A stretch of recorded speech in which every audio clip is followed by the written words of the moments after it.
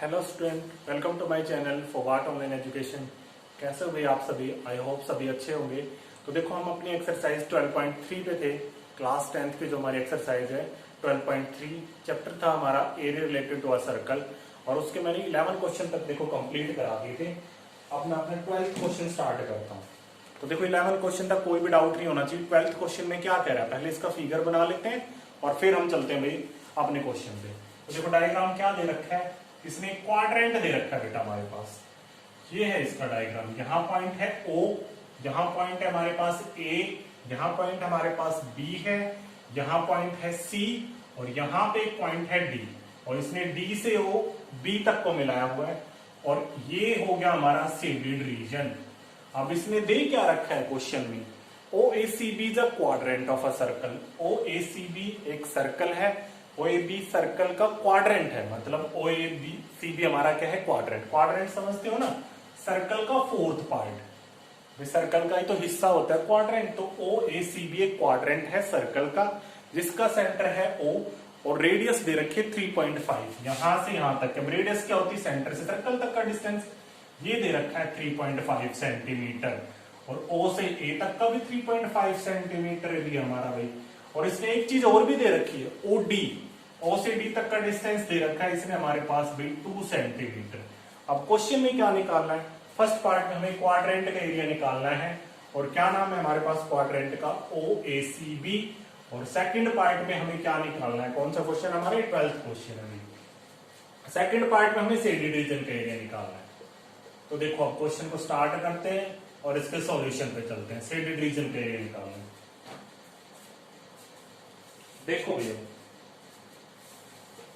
Simple सा question है, ज्यादा हार्ड नहीं, बिल्कुल इजी सा है। अब क्वाड्रेंट, अब मैंने बताया था क्वाड्रेंट क्या होता है, सर्कल का फोर्थ पार्ट।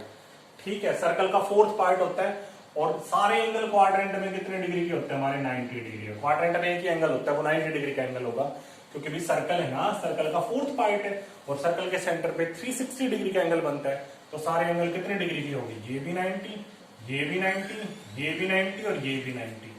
तो क्वाड्रेंट का एंगल कितने डिग्री का होगा, 90 डिग्री का। अब क्या कह रहा था क्वेश्चन में, हमें क्वाड्रेंट का एरिया निकालना था। तो बिल्कुल इजी सा है, area of quadrant, area of quadrant. क्या नाम है क्वाड्रेंट का हमारा, OACB। और क्वाड्रेंट के एरिया का क्या फॉर्मूला होता है, 1/4 पाई आर स्क्वायर। पाई की वैल्यू क्वेश्चन में नहीं दे रखी, तो 22/7। क्वाड्रेंट की रेडियस है 3.5, मैं इसको 35/10 लिख रहा हूं। स्क्वायर है तो 2 बार मल्टीप्लाई कर लो, 7 से कट जाएगा ये 5 पे, 5 से काट लो 2 पे, 2 से कट गया 11 पे, फिर काट लो 5 7 जा 35, 5 2 जा 10। न्यूमरेटर में क्या बचा, 11 7 जा 77, 4 2 जा 8 सेंटीमीटर स्क्वायर।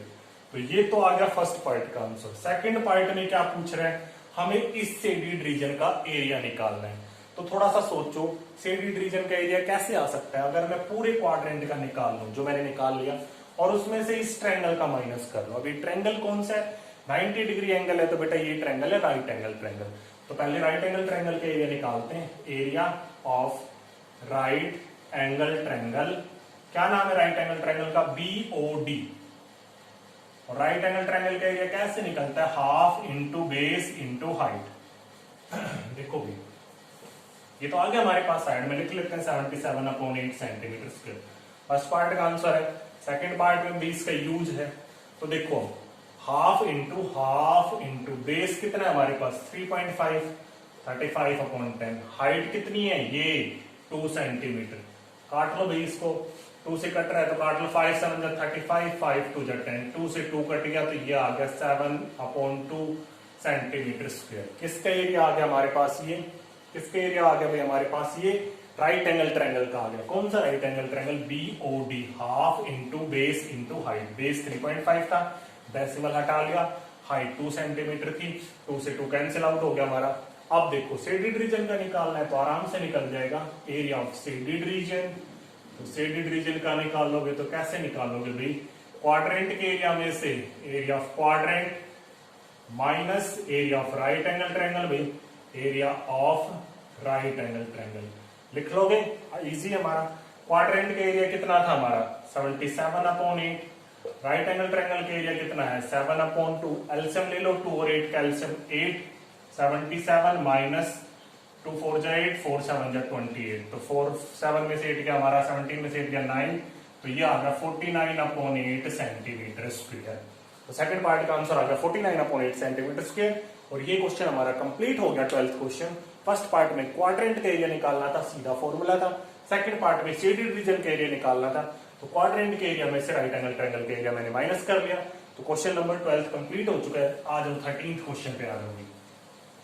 ठीक जी, जिसे क्वेश्चन है डायग्राम समझना जरूरी है, जब तक डायग्राम समझ में नहीं आएगा क्वेश्चन नहीं कर सकते भाई आप। 13th क्वेश्चन देखो क्या कह रहे हैं। 13th क्वेश्चन अच्छा क्वेश्चन है, ध्यान से देखना। पहले डायग्राम बना लेते हैं 13th क्वेश्चन का। इसमें फिर से क्वाड्रेंट दे रखा है हमारे पास, ये क्वाड्रेंट है, यहां पॉइंट O है, यहां पॉइंट Q है, यहां पॉइंट B है भाई, और यहां पॉइंट है P। ये पॉइंट यहां पे C है, ये पॉइंट A है, और ये हमारा शेडेड रीजन। पहले क्वेश्चन को पढ़ते हैं। क्वेश्चन में क्या कह रहे हैं, अ स्क्वायर OABC, OABC एक स्क्वायर है, इंस्क्राइब इन अ क्वाड्रेंट, ये क्वाड्रेंट के अंदर है, क्वाड्रेंट का नाम है OPBQ। फिर क्या दे रखा है, OA, O से A तक का डिस्टेंस दे रखा है 20 सेंटीमीटर। और क्या दे रखा है, और कुछ नहीं दे रखा, हमें शेडेड रीजन का एरिया निकालना है और पाई की वैल्यू लेनी है 3.14। तो एक अच्छा इंपॉर्टेंट क्वेश्चन है, अभी ध्यान से देखना है इस क्वेश्चन को। अब सोचो इस पार्ट का एरिया कैसे आ सकता है, अगर मैं पूरे क्वाड्रेंट का निकाल लूं और क्वाड्रेंट में से स्क्वायर का माइनस कर लूं। स्क्वायर का तो आसानी से आ जाएगा, स्क्वायर की सारी साइड इक्वल होती है, ये भी 20 सेंटीमीटर, ये भी 20 सेंटीमीटर, ये भी 20 सेंटीमीटर। तो पहले स्क्वायर का निकाल लें, area of square, area of square क्या नाम है स्क्वायर का हमारे पास भी, OABC। स्क्वायर का एरिया साइड इंटू साइड कितना आ गया हमारे पास, 20 इंटू 20, 400 सेंटीमीटर स्क्वायर। ये तो आ गया स्क्वायर का एरिया। अब क्वाड्रेंट का कैसे आएगा, क्योंकि क्वाड्रेंट का एरिया बेटा क्या होता है, 1/4 पाई आर स्क्वायर। अब क्वाड्रेंट की O से P तक की तो रेडियस दे ही नहीं रखी, O से Q तक भी रेडियस होती है, ये भी नहीं दे रखी। अब ध्यान से देखना, अगर मैं O से B तक लाइन को ज्वाइन कर लूं तो ये भी क्वाड्रेंट की रेडियस ही होती है। रेडियस क्या होती है, सेंटर से सर्कल तक का डिस्टेंस। यहां से आप यहां चले जाओ, यहां से यहां चले जाओ, यहां से यहां चले जाओ, यहां से यहां चले जाओ, या ये O से P तक सब रेडियस है। तो मैंने O से B को ज्वाइन कर लिया, अगर मैं OB निकाल लूंगा तो वो होगी क्वाड्रेंट की रेडियस, वही OP होगी हमारी, वही OQ होगी। OP और OQ तो आ नहीं सकती भी, क्योंकि भाई कुछ उनके बारे में तो कोई हिंट ही नहीं दे रखी, या कोई उनका तो कोई सॉल्यूशन ही नहीं। OP आप कैसे निकालोगे, ना यहाँ कोई ट्रायंगल बन रहा है। OB आ सकती है, क्योंकि बेटा ये हमारा राइट एंगल ट्रायंगल है। क्यों है राइट एंगल ट्रायंगल, क्योंकि स्क्वायर के सारे एंगल 90 डिग्री के होते हैं ना सब स्क्वायर के सारे एंगल। तो हम OB निकाल लेंगे तो वही होगी हमारी क्वाड्रेंट की रेडियस। तो यहां से आप OB तक चले जाओ, Q तक चले जाओ, P तक चले जाओ, सारी रेडियस है क्वाड्रेंट की। अब देखो ये 20, ये भी 20, तो मैं इसमें पाइथागोरस थ्योरम लगा सकता हूं। OAB देखो, in right angle triangle OAB क्या होती है, Pythagoras theorem, P square plus B square equals to H square. P हमारे पास कितना है, 20 का स्क्वायर, B हमारे पास कितना है, 20 का स्क्वायर, हाइपोटेन्यूस 90 के सामने वाली OB, ये हमें नहीं पता भाई। 20 का स्क्वायर 400 प्लस 400 OB का स्क्वायर, 400 400 800 OB का स्क्वायर। अब 800 डायरेक्ट किसी का स्क्वायर नहीं होता, तो इसको तोड़ना पड़ेगा। मैं इसको तोड़ के लिख सकता हूँ 400 इंटू 2 OB का स्क्वायर। अब 400 पता है हमें किसका स्क्वायर होता है, 20 का। 2 किसका स्क्वायर होता है, √2 का। हम इसको ऐसे लिखेंगे बेटा 20 √2 का स्क्वायर, और इधर OB स्क्वायर। देखो मैंने क्या लिखा, 20 √2 का स्क्वायर। करके देख लो, ये स्क्वायर 20 के ऊपर भी है और √2 के भी ऊपर है, तो स्क्वायर से तो रूट कट जाएगा हमारा। 20 का स्क्वायर 400 इंटू 2, 800 ही है हमारा ही, तो स्क्वायर से स्क्वायर काट दो तो हमारी OB आ गई 20 √2 सेंटीमीटर। OB आ गई तो हम क्वाड्रेंट का एरिया बड़े आसानी से निकाल लेंगे। तो अब आप क्वाड्रेंट का एरिया निकाल लो भाई, हमारे पास रेडियस आ चुकी है, तो लिख लो एरिया ऑफ क्वाड्रेंट। क्या नाम था क्वाड्रेंट का हमारा भाई, क्वाड्रेंट का नाम था बेटा OPBQ। OPBQ क्वाड्रेंट के एरिया 1/4 पाई आर स्क्वायर, तो 1/4 पाई की वैल्यू 3.14 लेनी है भाई, इसमें दे रखी है क्वेश्चन में तो वही लेनी पड़ेगी। आर कितना है 20√2 इंटू 20√2, 20 से कट गया 5 पे, 5 से कट गया 4 पे, 4 से 4 कैंसिल आउट, तो 314 इंटू √2 की √2 से करोगे √4, और √4 किसका होता है 2 का, तो ये आ गया 628 सेंटीमीटर स्क्वायर। ये आ गया क्वाड्रेंट का एरिया। अब क्वाड्रेंट के एरिया में से स्क्वायर का माइनस कर लो, आ जाएगा शेडेड रीजन का, तो लिखो area of shaded region equals to area of quadrant minus, short form लिख रहा हूं समझ जाना भाई, माइनस एरिया ऑफ स्क्वायर। तो क्वाड्रेंट का एरिया कितना था 628, स्क्वायर का 400 माइनस करोगे तो 228 centimetre square. Question number 13 complete हो गया। कोई डाउट नहीं बचना चाहिए भाई, क्वाड्रेंट के एरिया में से स्क्वायर का माइनस कर लिया। बस एक दिक्कत थी क्वेश्चन में कि आपको ये रेडियस पता होनी चाहिए कैसे निकलेगी पाइथागोरस थ्योरम से, क्योंकि ये स्क्वायर है हमारा। ठीक है, तो 13 क्वेश्चन कंप्लीट हो गया। 14 पे आ जाओ। 14 क्वेश्चन भी बड़ा इजी सा क्वेश्चन है।